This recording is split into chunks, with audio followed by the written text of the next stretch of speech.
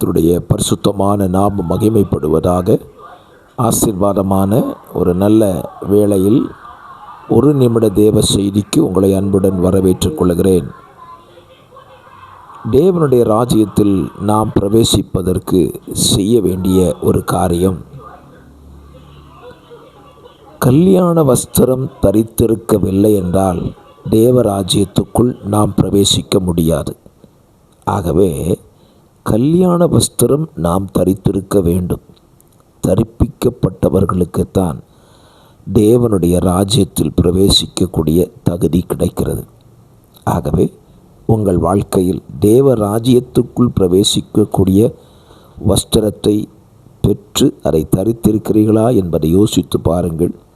இல்லை என்றால் இன்றைக்கே அதை தேவனிடத்தில் கேட்டு பெற்றுக்கொள்ளுங்கள். கர்த்தர் உங்களை ஆசீர்வதிப்பார். God bless you. ஆமென்.